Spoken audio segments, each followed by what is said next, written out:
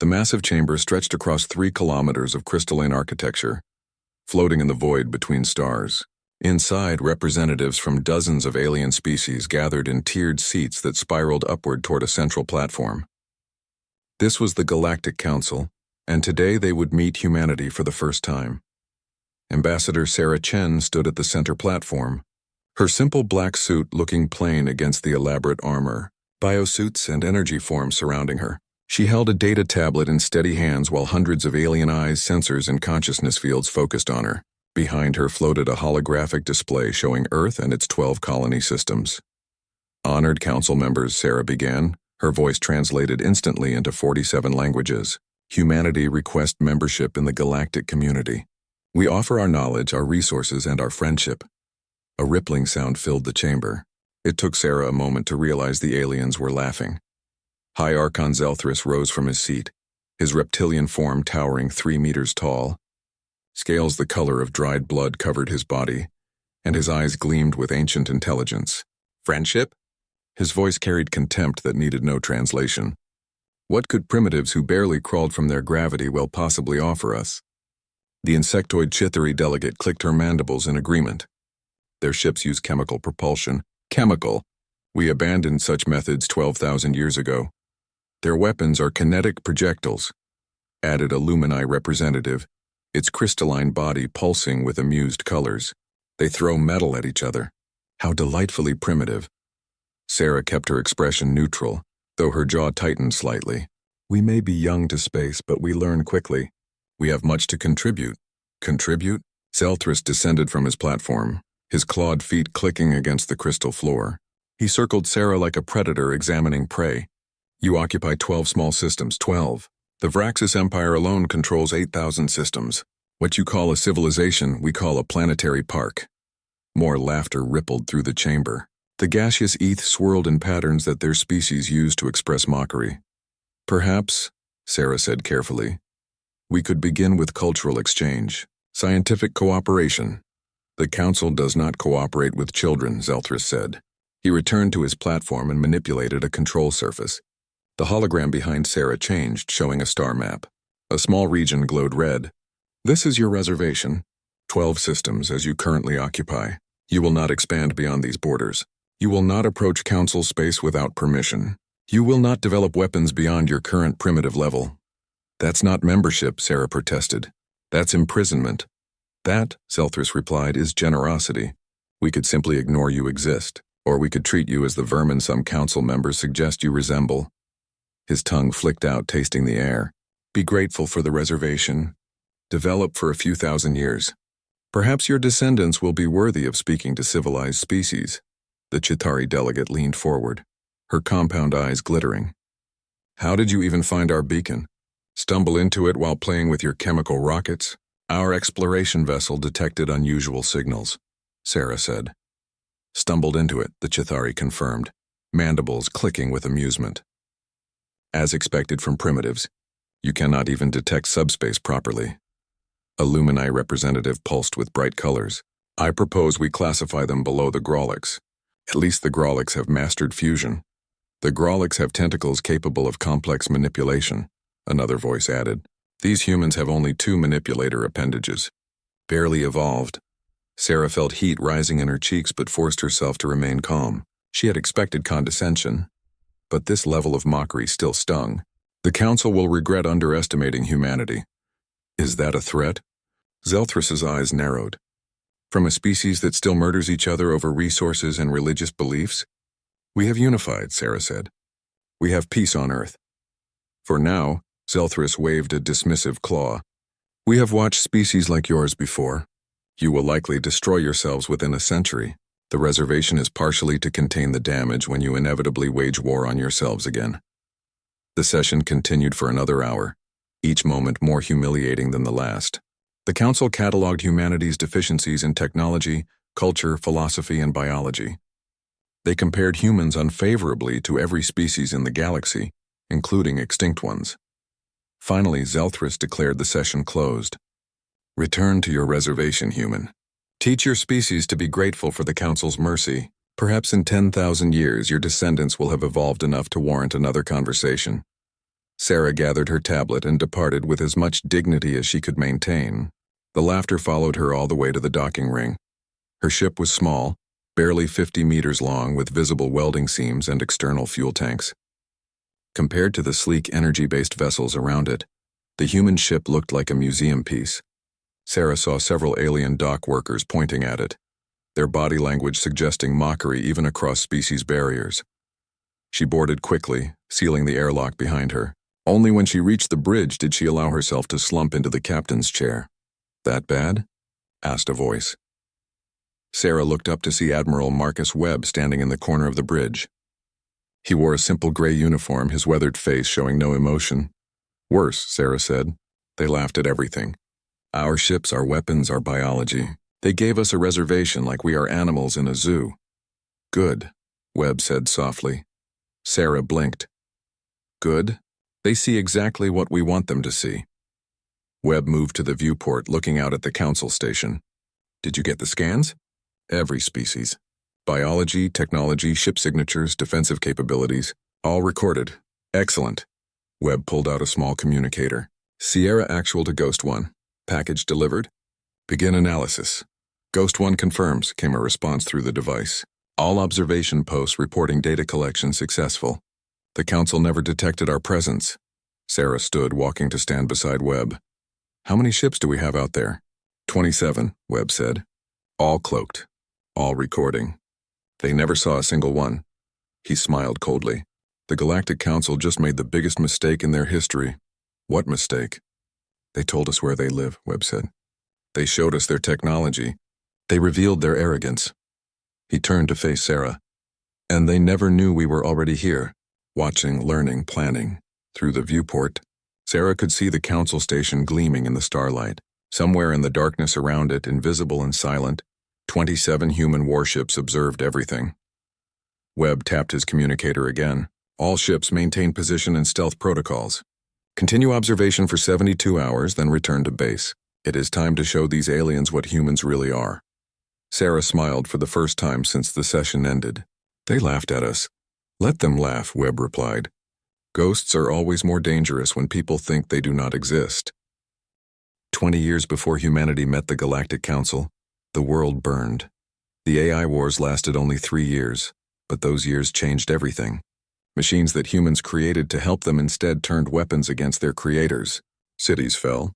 Billions died. In the end, humanity won, but at a terrible cost. The survivors looked at the ruins and asked a simple question: how do we make sure this never happens again?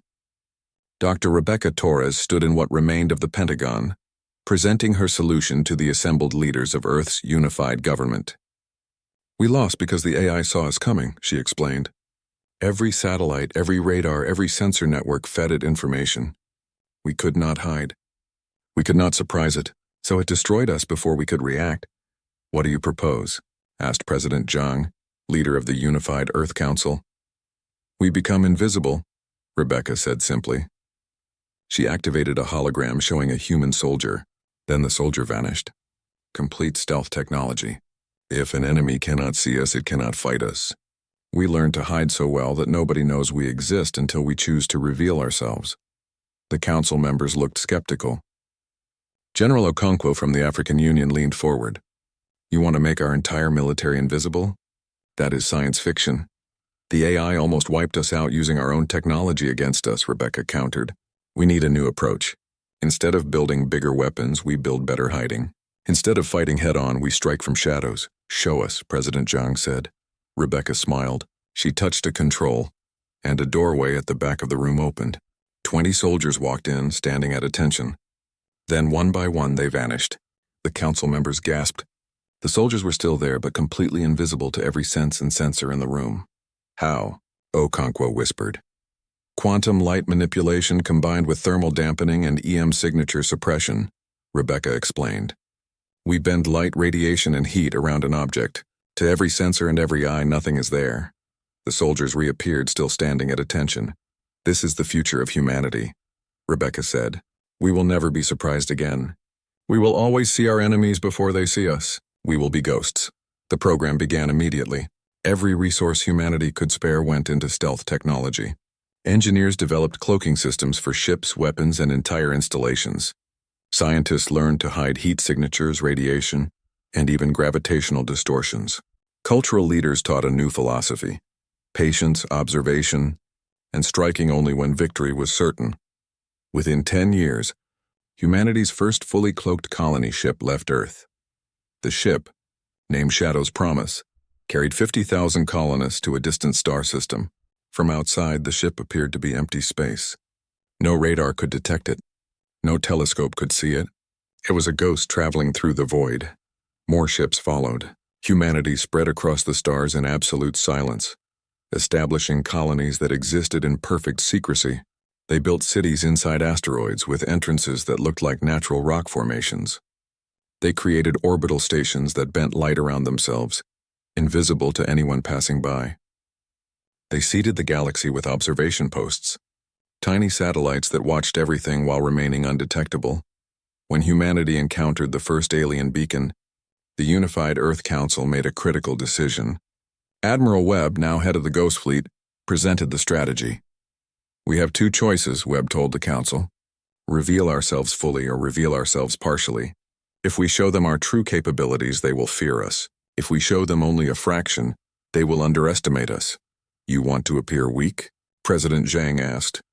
"I want to appear harmless," Webb corrected. "Let them see old chemical rockets and kinetic weapons. Let them see 12 visible colonies while we actually control 200. Let them laugh at us while we watch them, learn about them, and position ourselves for whatever comes next." "That is deceptive," one council member protested. "That is survival," Webb replied. "The AI taught us a lesson written in the ashes of our cities. The one who strikes first from hiding wins. We will never give up that advantage again."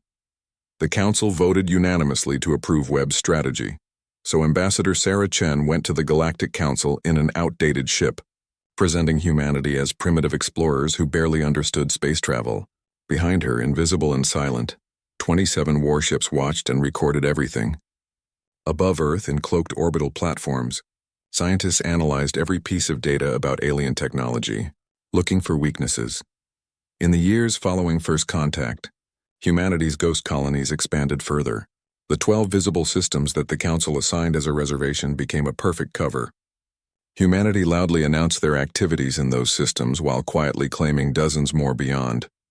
Commander Jackson stood on the bridge of the stealth carrier Whisper, watching a Vraxis exploration fleet pass within 10 kilometers. The alien ships were massive, powerful, and completely unaware that a human warship carrying 500 fighters was right beside them. "Should we worry about them detecting us, sir?" asked a young ensign. Jackson smiled. "They are using active scanning, looking for energy signatures en masse. We generate no energy signature they can detect, and our mass is distributed in a way that looks like background radiation. To them, we are not here. Feels strange watching them like this. This is how humanity survives," Jackson said. "The Council thinks we are primitives trapped in 12 systems. They have no idea we have eyes on every major species, outposts in strategic locations, and a fleet 10 times larger than what we showed them." He watched the Vraxis ships continue on their course. By the time they realize what we really are, it will be too late. In the hidden cities, as humans called their asteroid colonies, children grew up learning to move silently and think strategically. They played games about hiding and observation. They studied alien psychology and technology. They learned to wait for the right moment. "Patience is power," teachers told them. "The enemy who knows you are coming has already won half the battle." Be the enemy they never see coming. Humanity also developed new weapon systems, but these too remained hidden. Phase missiles that could shift out of normal space and reappear inside enemy ships. EMP weapons that could disable electronics without being detected. Cyber warfare tools that could infiltrate any computer system.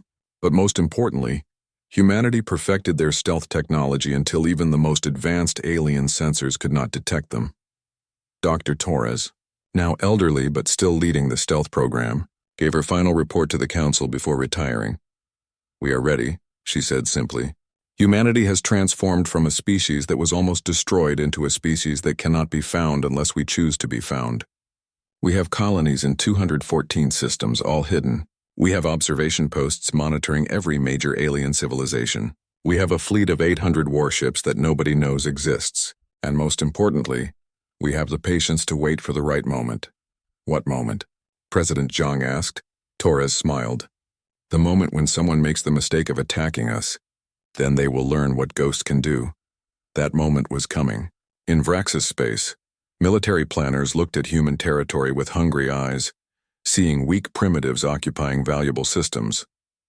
They began planning an invasion, never knowing that humans had already infiltrated their command centers, read their battle plans, and positioned forces to respond. The Ghosts were ready. They had always been ready. High Archon Zelthris looked at the holographic star map with satisfaction. The 12 human systems glowed on the display, isolated and insignificant. Around them, the vast Vraxis Empire stretched across thousands of star systems, represented in blood red. They waste the resources, he told his war council. Rare minerals, perfect agricultural worlds, strategic trade routes, all controlled by primitives who barely understand space travel. The council's protection of these humans is foolish. Fleet Commander Karax, a scarred veteran of a dozen wars, nodded agreement. Our intelligence reports their military consists of perhaps 200 ships, all using outdated technology. Our Fifth Fleet alone has 500 warships. We could conquer their entire civilization in a week. The Council will protest, warned Diplomat Vesh. Let them protest, Zelthris said dismissively. By the time they organize a response, we will have secured the territory. The Council is weak, afraid of conflict. They will accept the situation rather than fight. He traced a claw across the map. We begin with New Terra, their largest colony. When it falls without resistance, the other systems will surrender immediately. The Vraxis Empire mobilized its Fifth Fleet. 500 warships gathered at the border of human space, an armada that had conquered dozens of species. Each ship bristled with plasma weapons, missile batteries, and armor that could withstand nuclear explosions. The fleet's arrival in New Terra orbit would be overwhelming, leaving humanity no choice but immediate surrender. What the Vraxis did not know was that humanity had been watching them prepare for 3 months. Cloaked observation posts in Vraxis space had detected the fleet mobilization on its first day. Human intelligence officers had infiltrated Vraxis computer networks, reading every battle plan and communication. Admiral Webb knew the exact composition of the fleet, the names of every ship captain, and the planned attack strategy before the Vraxis fleet even departed. They are coming to New Terra, Webb told his command staff in the hidden military base on Earth's dark side of the moon. 500 ships. They expect easy victory. How do we respond, sir? Asked Captain Martinez. Webb studied the tactical display showing both the visible human defenses and the invisible ghost fleet positions. We give them what they expect. New Terra surrenders without firing a shot. We evacuate visibly while actually moving everyone underground into our hidden facilities. We let them occupy an empty colony. They will think we are cowards, Martinez said. Good, Webb replied. Let them feel confident. Let them think humans are exactly what they appeared at the council meeting. Weak, primitive, afraid. Meanwhile, we positioned 12 dreadnoughts and 200 destroyers in orbit around New Terra, all cloaked. We watch them. We learn their procedures, their communications, their weaknesses, and when the time is right, we teach them what happens when you attack ghosts. The Vraxis Fifth Fleet arrived at New Terra in overwhelming force. The massive warships dropped out of hyperspace in perfect formation, their weapons powered and ready. The sight of 500 alien warships filling the sky sent panic through the colony, exactly as planned. Governor Williams received the expected transmission from Fleet Commander Karax. Humans of New Terra, you are now property of the Vraxis Empire. Surrender immediately or be destroyed. You have 1 standard hour to decide. Williams, following the prepared script, appeared on all communication channels looking appropriately terrified. We are defenseless. We surrender. Please do not harm us. We will evacuate the planet. Wise decision, Primitive, Karax replied. You have 24 hours to evacuate. Leave all equipment and structures intact. The evacuation appeared chaotic and desperate. Transport ships lifted off from New Terra, carrying colonists toward the outer systems. Vraxis sensors tracked every ship, confirming that humans were indeed fleeing. What the sensors could not detect were the underground tunnels leading to massive hidden facilities where the actual population was safely sheltered. The transport ships were empty, automated decoys. The Vraxis celebrated their easy victory. Karax sent a message to High Archon Zelthris. New Terra is ours without a single shot fired. The humans are cowards as expected. Recommend proceeding with occupation of remaining systems. Zelthris was pleased. Secure New Terra, establish our bases. Show the galaxy that Vraxis takes what it wishes, and the Council cannot stop us. Vraxis forces landed on New Terra in large numbers. They took over the governmental buildings, military installations, and spaceports. Engineers began surveys of the planet's resources. Military commanders established defensive positions. Everything proceeded according to their plan. What they did not notice was the slight shimmer in space exactly 300 meters above their primary command center. A cloaked human stealth ship, the Observer, held position there with perfect stability. Inside, Lieutenant Sarah Park watched the Vraxis establish their occupation through high-definition surveillance equipment. They are setting up exactly where we predicted, Park reported to Admiral. Webbie's primary command center in the old governmental complex. Fleet command ship in stationary orbit at coordinates Alpha 7. Supply depot at the main spaceport. Any indication they suspect our presence? Webb asked. None, sir. They are operating as if they own the planet without any concern. Perfect. Continue observation. Record everything. I want to know their communication protocols, command structure, patrol patterns, and any weaknesses. In orbit, 12 massive human dreadnoughts maintain position around New Terra, each one perfectly cloaked. The ships were enormous, larger than most Vraxis vessels but completely invisible. They had been there for 2 weeks before the Vraxis even arrived, waiting in patient silence. On the surface, hidden in the underground facilities, 50,000 human colonists watched video feeds of the Vraxis walking through their empty streets. Children asked their parents when they could go home. The parents told them to be patient, that the adults had a plan. Private Kilos, a young Vraxis soldier on his first combat deployment, stood guard duty outside the command center. He was excited to be part of a successful conquest, though part of him felt disappointed that the humans had surrendered without fighting. Where was the glory in defeating cowards? As he stood there, Kalos felt something strange, a sensation of being watched. He looked around but saw nothing except other Vraxis soldiers and empty human buildings. Still, the feeling persisted. Sometimes, out of the corner of his vision, he thought he saw movement, but when he turned his head, nothing was there. Something wrong, Private? Asked Sergeant Voth. I feel watched, Sergeant. Like eyes are on us, Voth laughed. The humans are gone, cowering in their other systems. You are imagining things. This planet is ours now. But Kalos could not shake the feeling. At night, when he should have been sleeping, he lay awake with the certainty that something was observing him. His sensors showed nothing. Thermal scans revealed no hidden life signs, yet the feeling remained, growing stronger each day. He was not wrong. 3 human Marines in full stealth gear stood less than 5 meters from his post, watching him through advanced optical systems. They had been there since before the Vraxis arrived, living in the shadows, recording everything, waiting for orders. Think he knows we are here? Whispered Marine Corporal Chen through the secure channel. No, replied Sergeant Williams. He feels us, but he does not know. These reptiles have good instincts, but their technology cannot detect us. Stay patient. Admiral Webb will give the order soon. Above them, in the invisible ghost fleet, Admiral Webb reviewed reports from 47 different Vraxis systems.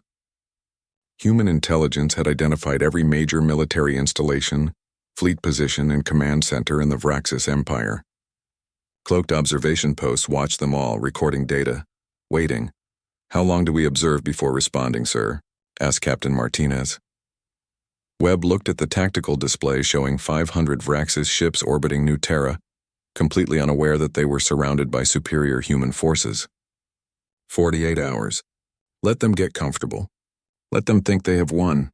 Let them report their success to their High Archon. Then we show them the truth.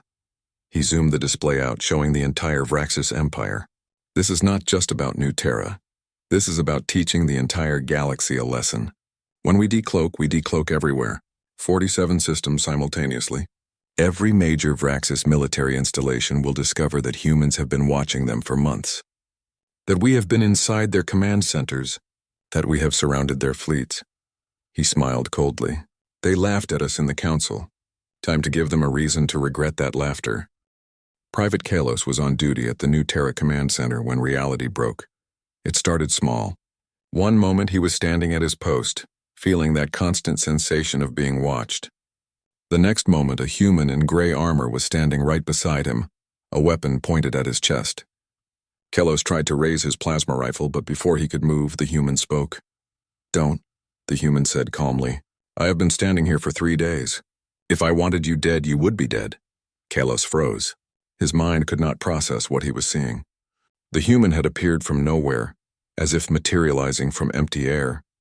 "How?" he whispered. "We never left," the human replied. "We were always here. You just could not see us." Throughout the command center, more humans appeared, not attacking, just revealing themselves. They stood beside Vraxis officers next to computer terminals in doorways and corners. 30 humans in total, all heavily armed, all looking calm and relaxed. They had been there all along, invisible and patient. Fleet Commander Karax stood at the central command station when a human soldier decloaked directly in front of him. The human was a woman with sergeant stripes on her armor. She smiled politely. "Commander Karax," she said, "I have been listening to your conversations for 48 hours. Your security protocols are inadequate. Also, you should know that you are completely surrounded." Surrounded? Karax reached for his weapon, but stopped when he felt cold metal press against the back of his head.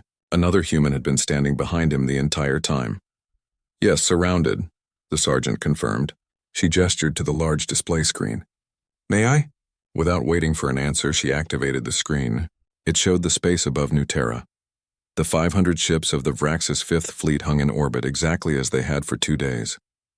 Then, as Karax watched in horror, the space around his fleet began to shimmer. Ships appeared. Human ships. Hundreds of them.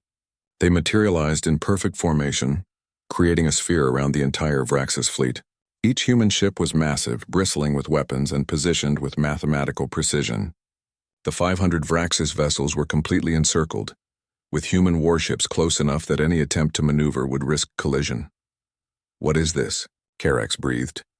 "This is Operation Phantom Dawn," the sergeant replied. "We have been here for 3 weeks. Every ship you see was in position before you arrived. We watched you come. We watched you celebrate your victory. We watched you occupy our colony." She paused. "We let you think you had won." On the fleet command ship Dominant Fang, alarms began screaming. Officers shouted reports from every station simultaneously. Admiral Vraxis, overall fleet commander, stared at his tactical display in disbelief. 800 human vessels surrounded his fleet. 800. The intelligence reports had said humans possessed perhaps 200 ships total. "Where did they come from?" Vraxis demanded. "Sir, they were already here," his sensor officer reported, voice shaking. "Our logs show gravitational anomalies in those exact positions for the past 3 weeks, but we classified them as sensor errors." "They were ships, sir. Human ships. They have been watching us the entire time." "All ships, battle stations," Vraxis ordered. "Prepare to engage." "Sir, we are receiving a transmission. It is from the human fleet. Priority channel. Show me." A human appeared on the screen. He wore a simple gray uniform with Admiral's insignia. His face was calm, almost friendly, but his eyes were cold as deep space.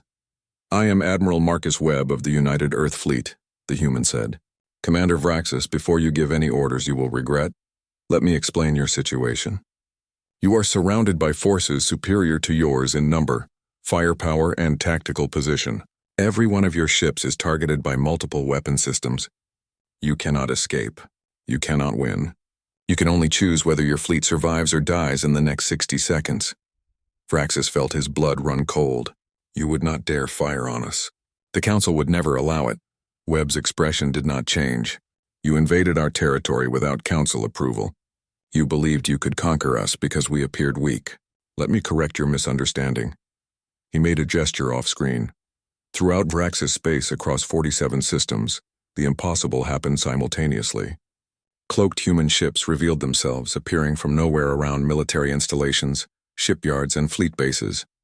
In each system, Vraxis forces discovered they were surrounded, outnumbered, and had been under observation for months. In the Vraxis home system, High Archon Zelthris was meeting with his war council when every screen in the room activated on its own. Admiral Webb's face appeared on each one. "High Archon," Webb said politely, "I thought you should see what is happening across your empire." The screens split into multiple feeds. Each one showed a different Vraxis system, and in each one, human warships surrounded Vraxis forces. The feeds were live, undeniable, and devastating. Humanity had forces everywhere, in positions that should have been impossible to reach without being detected. How? Zelthris whispered. You asked how we found your beacon, Webb continued. The truth is, we found it 7 years ago. We have been studying you since then. We have observation posts in every major system in the galaxy. We have infiltrated your computer networks, your communication systems, your security protocols. We have been inside your command centers, listening to your conversations, reading your plans. He paused. You laughed at us in the council. You called us primitives. You never considered that a primitive might be very good at hiding. At New Terra, the sergeant in the command center pressed a button on her wrist device. Every human in the facility activated their personal holographic systems. Recordings played, showing Vraxis officers in their private quarters, military leaders discussing classified strategies, engineers working on secret weapons projects. All recorded by humans who had been there, invisible and patient. We know everything about you, the sergeant told Carax. Every secret, every weakness, every fear. We have been the shadows in your corners, the whispers in your corridors, the ghosts in your machines. And now you know we exist. Throughout the galaxy, the message spread. Humanity transmitted recordings to every council species, showing the full extent of their observation network. The Chithari discovered humans had infiltrated their hive cities. The Lumini found evidence of human presence in their crystalline archives. The Eth detected traces of human ships in their gas clouds. Every species realized the same terrifying truth. Humans had been watching them for years, learning about them, and nobody had known. On New Terra, Private Kalos looked at the human marine who had stood invisible beside him for 3 days. You could have killed me at any time. Yes, the marine replied. But we did not come here to kill. We came here to teach a lesson. Your empire attacked us because you thought we were weak. Now you know the truth. We are not weak. We are patient. We are careful. And we are very, very good at hiding. Admiral Webb's message continued across all channels. To the Galactic Council, we present evidence of Vraxis aggression against a Council-recognized species. To the Vraxis Empire, we offer one chance for withdrawal. Pull all forces from New Terra immediately. Acknowledge human sovereignty over our territory. Or discover exactly how effective human weapons can be. Vraxis looked at his tactical display. The human ships had not fired, but weapons were armed and targeting systems were locked. He had commanded fleets for 40 years, fought in dozens of battles, conquered multiple species. He knew when he was beaten. Fleet Commander Carax, he transmitted to the surface. Order all forces to stand down and prepare for withdrawal. Sir, we outnumber them. Carax protested. No, Commander. They outnumber us. They always have. We just could not see them. Vraxis looked at Admiral Webb on his screen. We surrender. We will withdraw immediately. Webb nodded. Wise decision. Your ships will be escorted to the border. Any deviation from the approved route will be considered an act of war. He leaned forward slightly. And Commander Vraxis, one more thing. We will be watching. We are always watching. Remember that, the feeds cut out. Throughout Vraxis space, human ships maintained their positions for 10 more minutes. A final demonstration of their presence. Then, as suddenly as they appeared, they vanished. Cloaking systems reactivated, and the ghost fleet disappeared back into the shadows. But everyone knew they were still there. Watching, waiting, ready. Private Kalos stood at his post as Vraxis forces began their evacuation. The human marine had disappeared, returning to invisibility, but Kalos could still feel him there watching. He would feel that sensation for the rest of his life, the knowledge that somewhere in the shadows humans were observing. The primitives had taught the galaxy a lesson that would never be forgotten. Ghosts were real, and they were terrifying. The emergency session of the Galactic Council was the most heavily attended meeting in 3,000 years. Every species sent representatives, and many sent their highest leaders. They gathered in the crystalline chamber with one shared emotion: fear. High Archon Zelthris stood before the assembly, his proud bearing diminished. The humans have demonstrated capabilities far beyond what they revealed. They possess extensive stealth technology, a fleet numbering in the hundreds, possibly thousands, and an intelligence network that spans the galaxy. They have been watching all of us for years. Impossible, the Chithari delegate clicked. Our security systems are the most advanced in the known galaxy. We would have detected them, would you? A new voice asked. Every being in the chamber turned toward the sound. In the center of the speaking platform, where nothing had been a moment before, a human ship shimmered into existence. It was small, barely 10 meters long, but its presence inside the council chamber itself was a violation of every security protocol. It had been there the entire time, invisible, listening. A ramp extended from the ship and Admiral Marcus Webb walked down, accompanied by Ambassador Sarah Chen. They moved calmly, as if materializing inside the council's most secure facility was perfectly normal. Security breach, someone shouted. Alarms began to sound. Webb raised a hand. Please calm yourselves. We mean no harm. We simply wanted to demonstrate a point before we begin negotiations. Negotiations? Zelthrus hissed. You violate our most sacred space with your spycraft and speak of negotiations? Yes, Sarah Chen said, stepping forward. When I came here before, you laughed at us. You called us primitives. You gave us a reservation like animals and told us to be grateful. Now we return to discuss more appropriate terms. You threaten us? The Lumini representative pulsed with angry colors. No, Webb replied. We simply inform you of reality. Let me show you something. He activated a holographic display. Images appeared throughout the chamber, surrounding every representative. These are recordings from the past 3 years. Human observation posts in your territories, our ships in your systems, our agents inside your facilities. The images showed impossible things. Human vessels in the heart of Chithari space, observation equipment in Lumini crystal cities, cloaked stations monitoring ETH gas clouds, and most disturbing, recordings from inside this very council chamber showing private meetings that were supposed to be absolutely secure. We have been here, Webb said quietly. We have always been here. In your military bases, your government buildings, your private spaces, we have watched, learned, and recorded, not to attack you but to understand you, and to protect ourselves. This is espionage, the ETH representative swirled angrily, an act of war against every council species. This is survival, Sarah countered. You met us with mockery and imprisonment. You gave us no reason to trust you. So we did what humans do best, we adapted. We learned, we hid, and we prepared for whatever might come. A Lumini elder pulsed with thoughtful colors. What do you want, humans? Webb gestured, and a new hologram appeared showing a star map. We want recognition of human sovereignty over 214 systems that we currently occupy. We want full council membership with all associated rights. We want trade agreements and cultural exchange on equal terms. And we want your word that no species will attempt to invade or restrict human expansion. 214 systems? Zelthrus's eyes widened. You claimed to occupy only 12. We occupied 12 visibly, Sarah said. The rest remained hidden. We learned that appearing weak was safer than appearing strong, though recent events have made that strategy no longer viable. You lied to the council, the Chithari delegate accused. We told you what you wanted to hear, Webb corrected. You wanted to see primitives, so we showed you primitives. You wanted to see weakness, so we showed you weakness. Your own arrogance prevented you from looking deeper. He paused. The question now is, what happens next? The council chamber erupted in angry discussion. Representatives argued, threatened, and demanded. Webb and Chen stood calmly in the center, waiting for the chaos to subside. Finally, the Lumini elder pulsed for silence. Let us consider this practically. Humans have demonstrated the ability to be anywhere without detection. They have infiltrated our most secure spaces. They possess military forces of unknown size. Fighting them would be fighting shadows.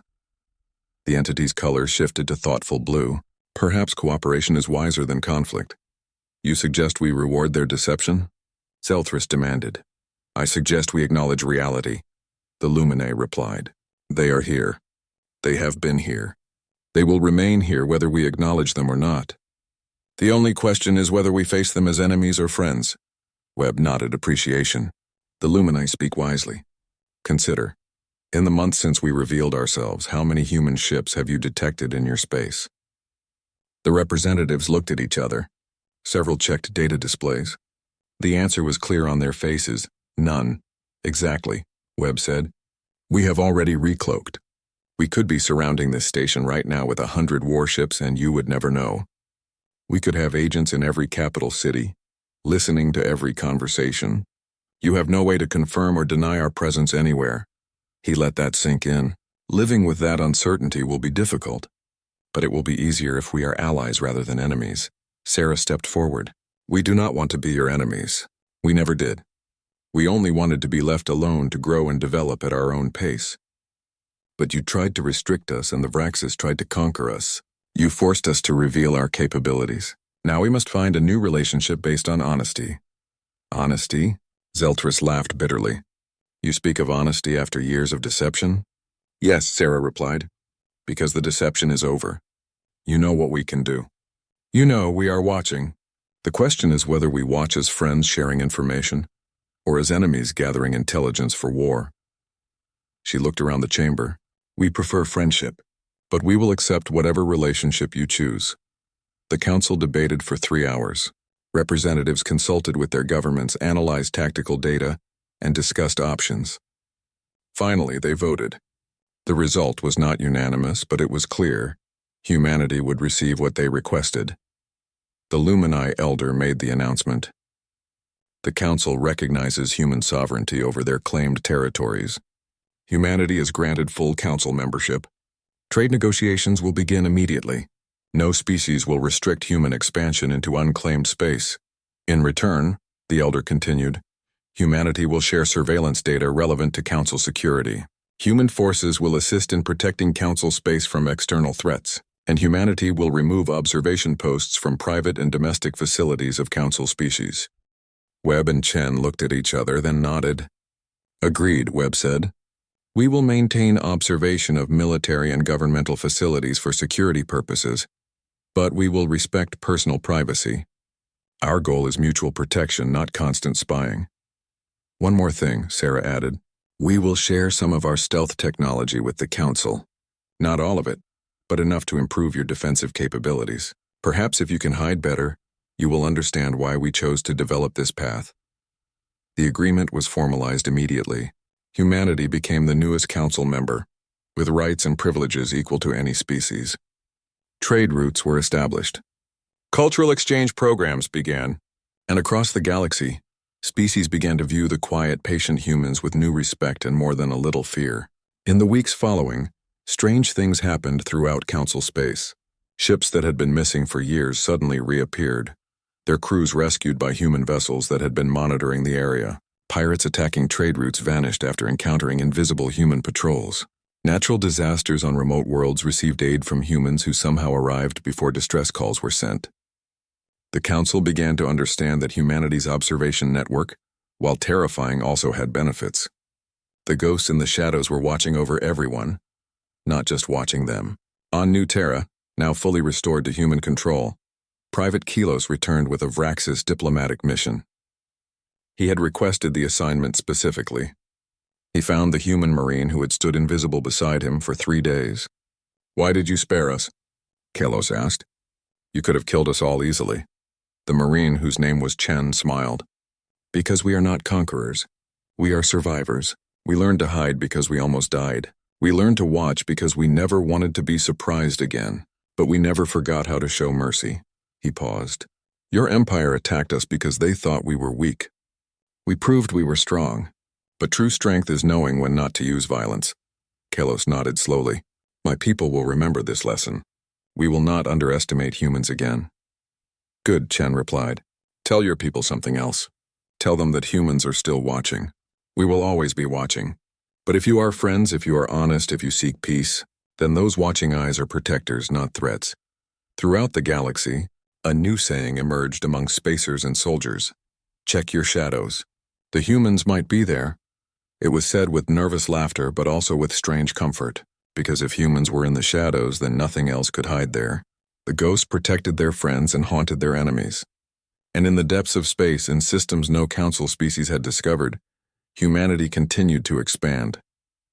New colonies were established, all carefully cloaked. New observation posts were built. New technologies were developed. The ghost fleet grew larger and more capable.